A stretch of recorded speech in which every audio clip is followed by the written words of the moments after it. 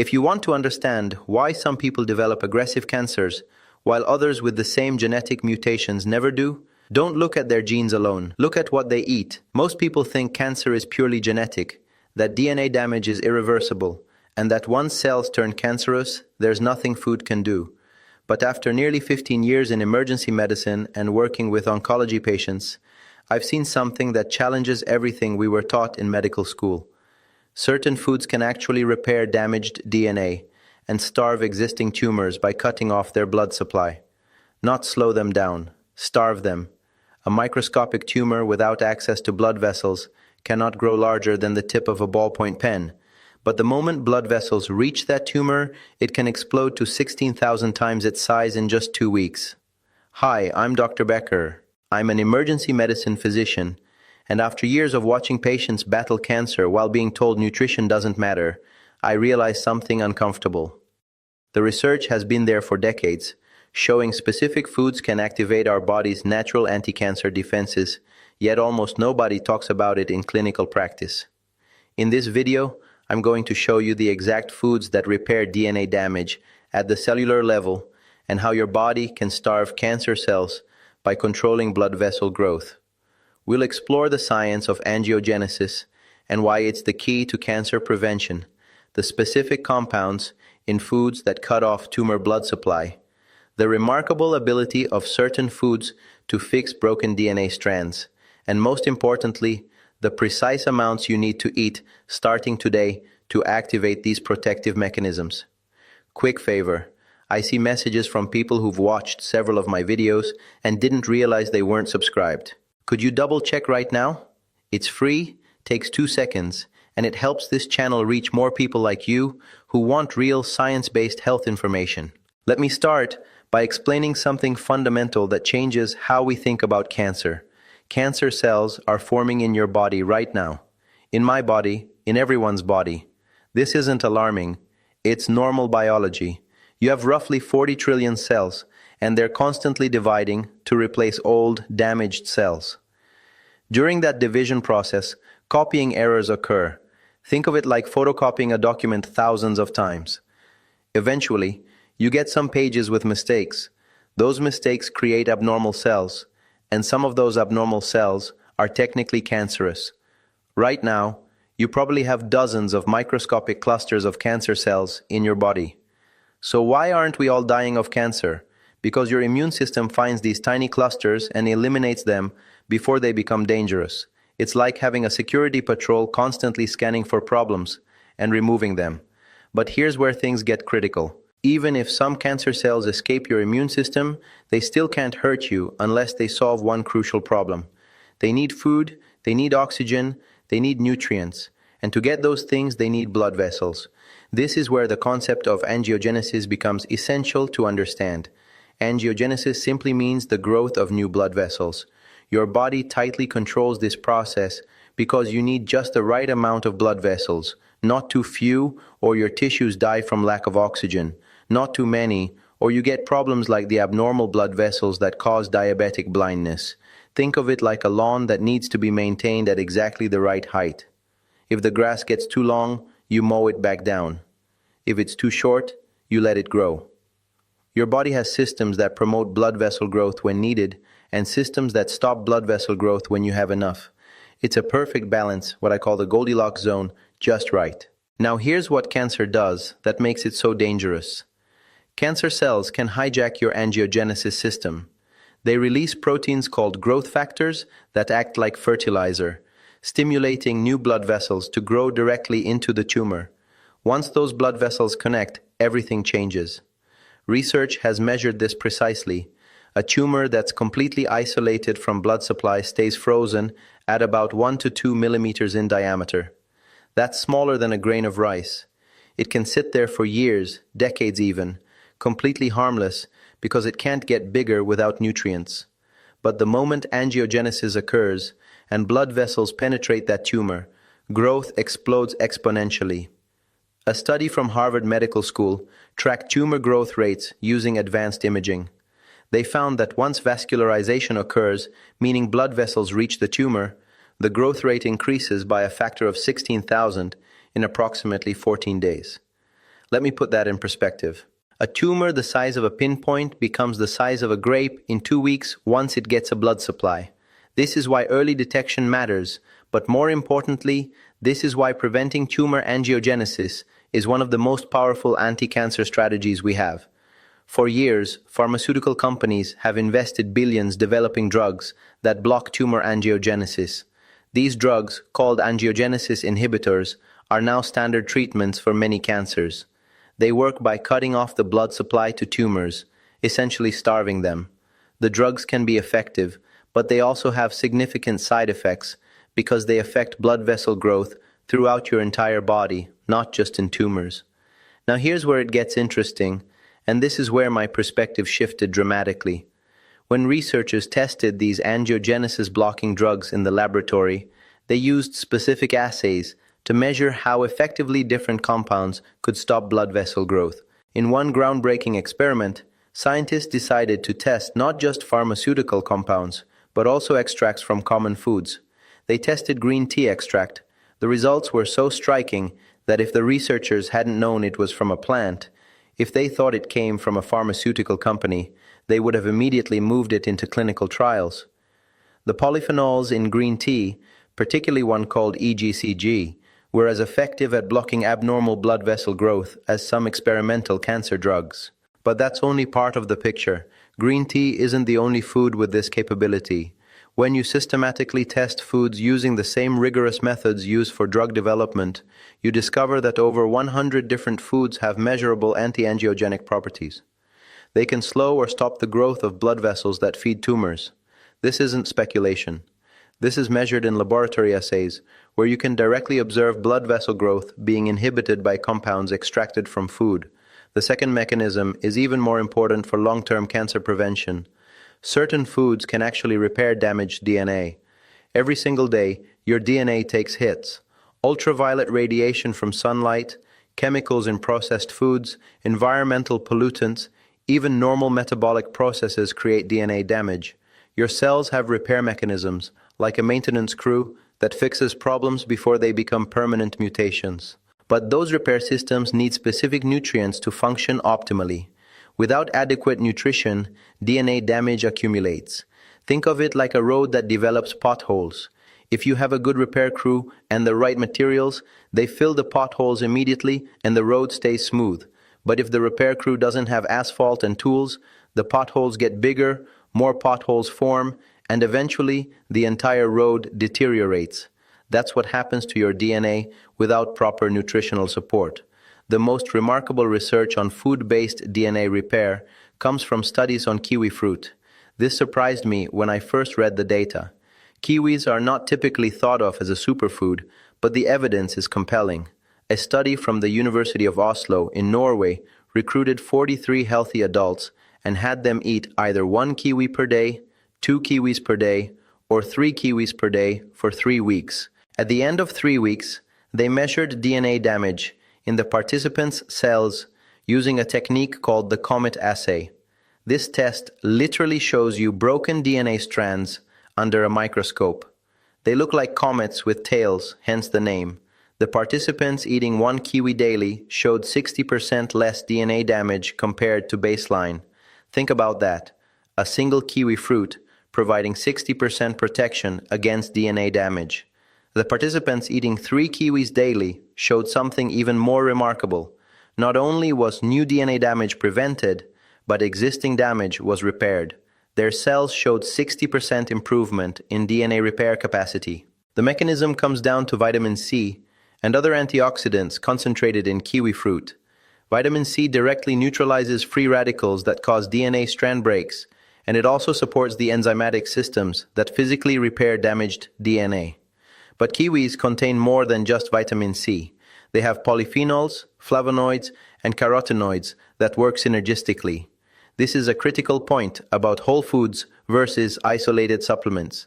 You can take a vitamin C pill, and yes, you'll get antioxidant benefits.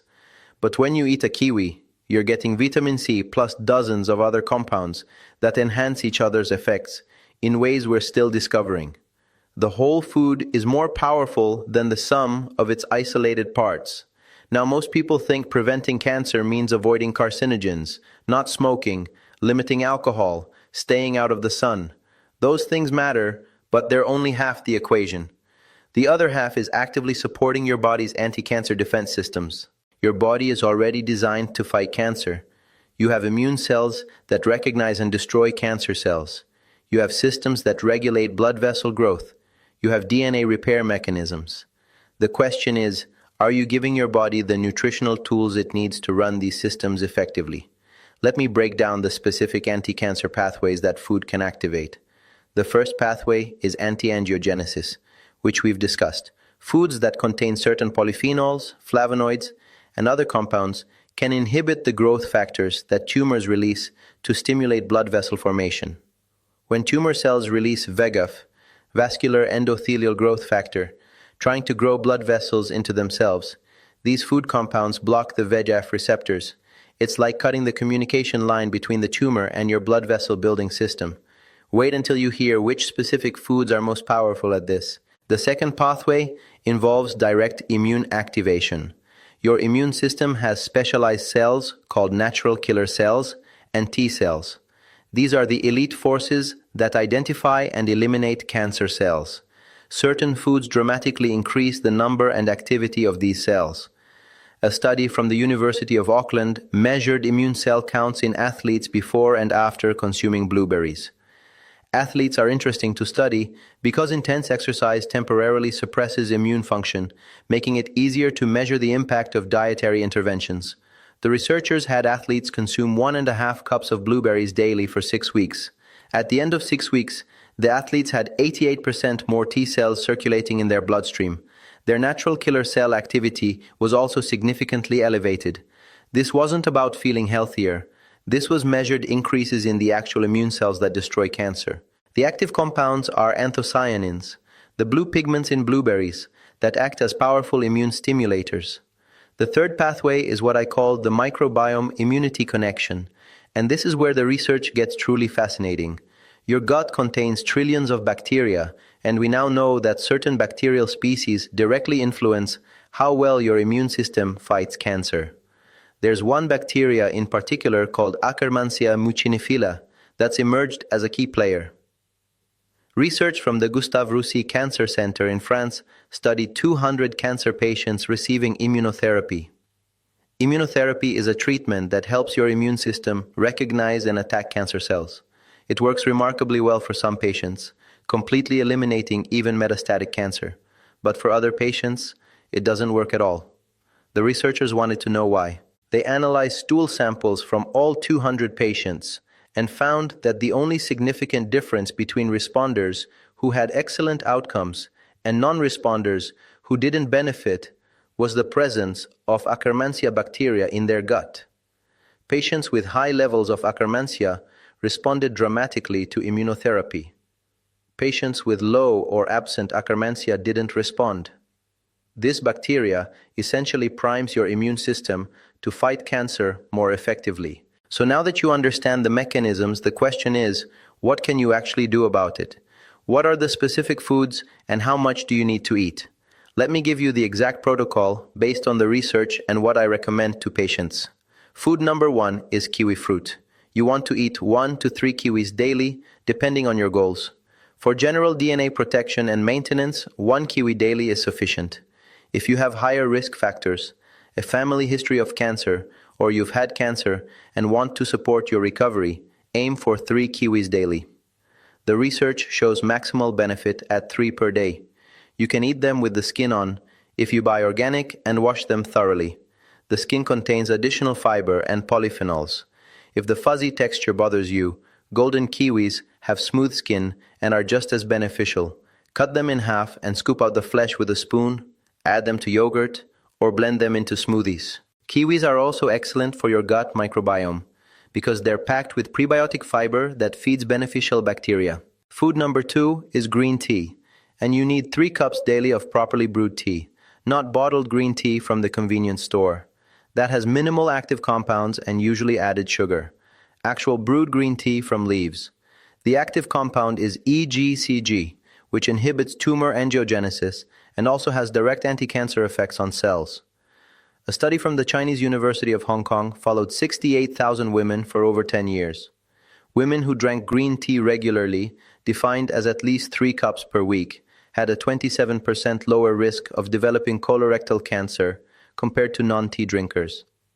Those who drank green tea daily had even better outcomes. Here's how to brew it for maximum benefit. Heat water to about 175 degrees Fahrenheit. That's steaming, but not quite boiling. If you boil the water, let it cool for 3 minutes. Steep your tea for 3 to 5 minutes. Longer steeping extracts more EGCG, but makes it more bitter. You can add lemon juice, which actually increases EGCG absorption by about 6 times because the vitamin C stabilizes the catechins in your digestive system. Do not add dairy milk. The proteins in dairy bind to the beneficial compounds and prevent absorption. If you need to lighten your tea, use a plant-based milk like almond or oat milk. Food number 3 is blueberries, and 1 cup daily is the target. Fresh or frozen both work. Frozen are sometimes higher in anthocyanins because they're picked and frozen at peak ripeness. The anthocyanins do multiple things. They boost immune cell production, they reduce inflammation, and they have anti-angiogenic properties. But here's something most people don't know. Blueberries also help prevent the chronic inflammation that promotes cancer growth while simultaneously boosting immune activity against cancer cells. That seems contradictory, but it's one of the remarkable features of these compounds. They reduce harmful inflammation while enhancing beneficial immune response. A study from the University of East Anglia tracked nearly 200,000 people for over 20 years. Those who consumed the highest amounts of anthocyanin-rich foods, primarily berries, had a 17% lower risk of developing cancer overall. For specific cancers like esophageal and colorectal cancer, the risk reduction was even higher, up to 40%. Food number 4 is going to surprise a lot of people because there's been so much misinformation about it. Soy foods, tofu, tempeh, edamame, soy milk. You want at least 2 servings per week, ideally 1 serving every other day. There's a persistent myth that soy is dangerous because it contains phytoestrogens, plant compounds that some people claim mimic human estrogen. This is completely wrong. Phytoestrogens look nothing like human estrogen at the molecular level. In fact, they block human estrogen receptors, which is protective against hormone-related cancers like breast cancer. The active compound in soy is called genistein, and it's one of the most powerful anti-angiogenic substances ever tested. Research from the University of Illinois measured genistein's ability to block blood vessel growth to tumors. They found it inhibited VEGF signaling by over 70% in experimental models. Population studies support this. Asian countries where soy consumption is high have significantly lower rates of breast and prostate cancer compared to Western countries where soy consumption is minimal.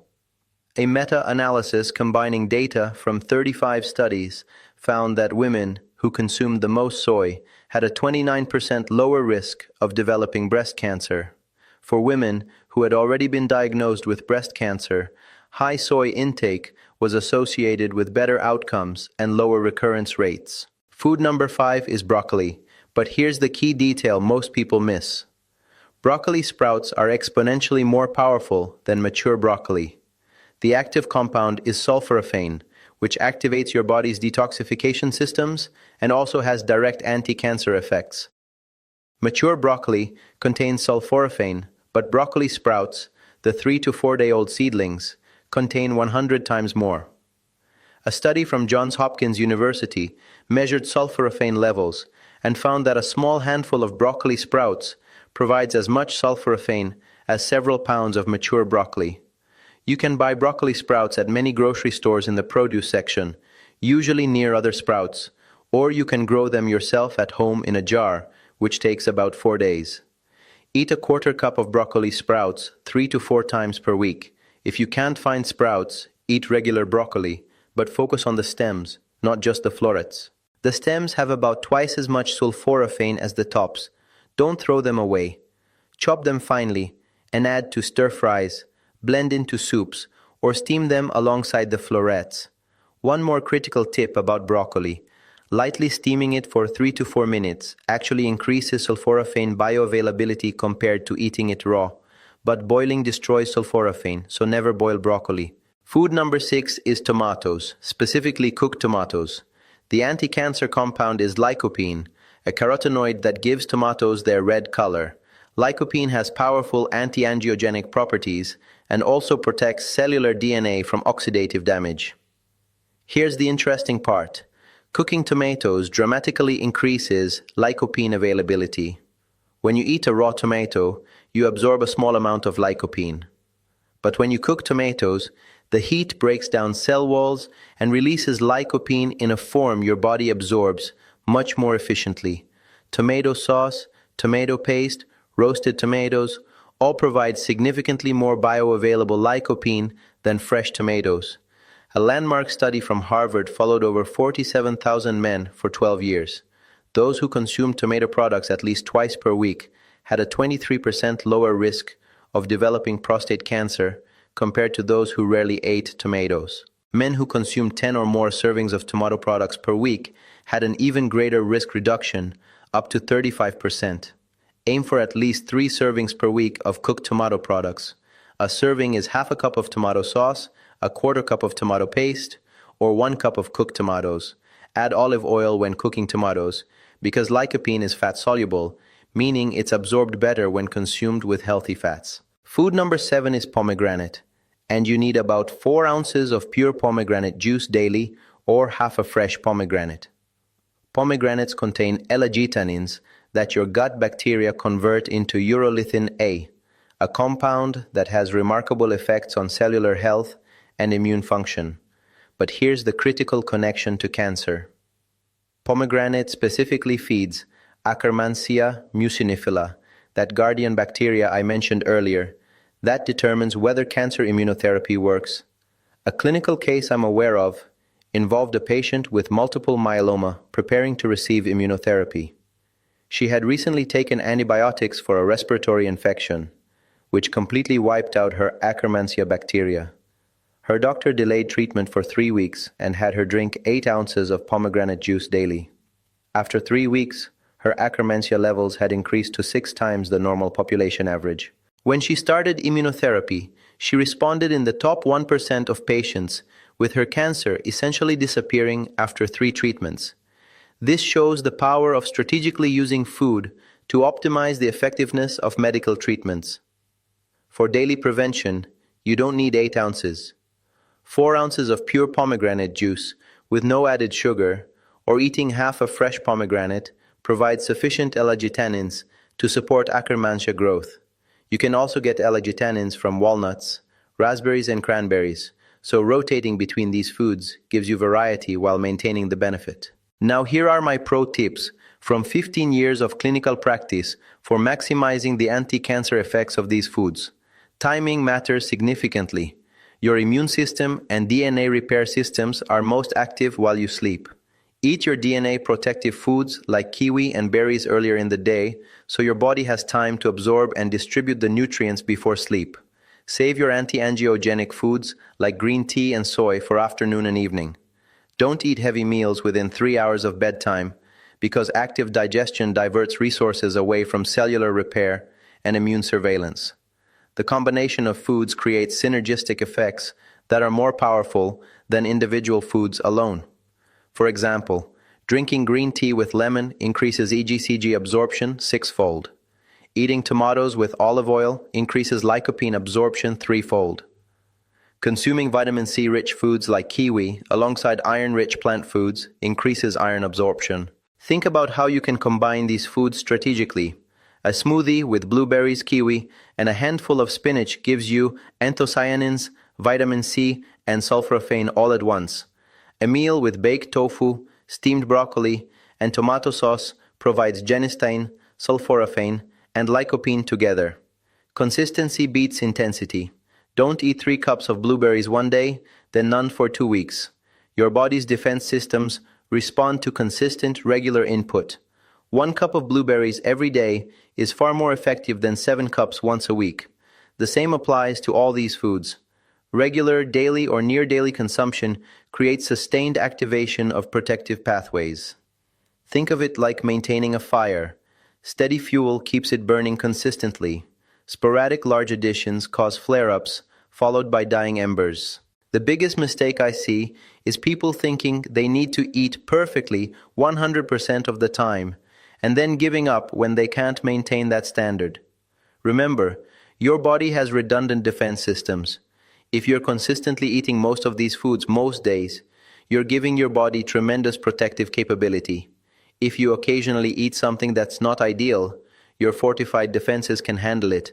This isn't about deprivation or fear, it's about empowerment.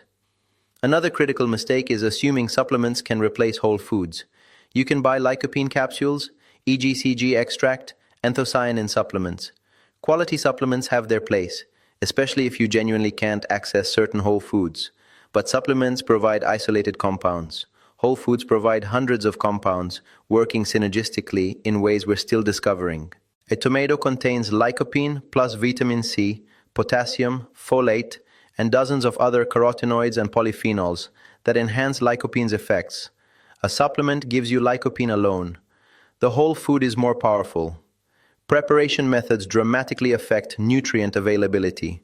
We already discussed cooking tomatoes and lightly steaming broccoli. With green tea, water temperature and steeping time matter. With kiwis, eating the skin provides extra benefit. These small details add up to significant differences in how much of the active compounds you actually absorb and utilize. Don't overthink it to the point of paralysis, but do pay attention to these practical preparation tips. One more insight from my clinical experience. Patients who focus on adding beneficial foods rather than eliminating foods they love are far more successful long-term. Instead of thinking, I can never eat pizza again, think, I'm going to add blueberries to my breakfast and have green tea every afternoon. As you add more protective foods, they naturally crowd out less healthy options.